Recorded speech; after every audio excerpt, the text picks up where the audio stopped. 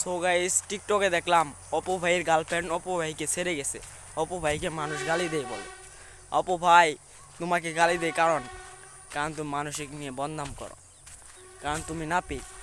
তোমারে গালি দিলে আঙ্গরে গালি দাও, তো মানুষ এমনি গালি দেয় না, তো তোমার ভুলের কারণে মানুষ গালি দেয়। একটা কথা মাথায় রেখো, আমরা ভালোবাসার পিছে ছুটলেও, টাকার পিছনে না ছুটলেও ভালোবাসার পিছে ছুটি, কারণ আমরা টাকা কি জিনিস এটা না বুঝলেও ভালোবাসাটা বুঝি। ভালোবাসাটা মূল্যবান জিনিস। তো তুমি ভালোবাসা ধরে রাখতে পারো নাই, তুমি ব্যর্থ হয়েছ, সেটা তোমার দোষের কারণেই। কারণ তুমি টাকার পিছে ছুটছো ছোটো থেকে। তুমি বলেছ খেলাধুলার বয়সটা কাটাই দিলাম টাকার পিছে, আর এখন টাকা কামানোর বয়সও কইতাছ মামু খেলতে যাই। তো ওদের কারণে তোমার আজকে এই দশা। টাকা কামানোর কারণে তোমার বউ আজকে চলে গেছে।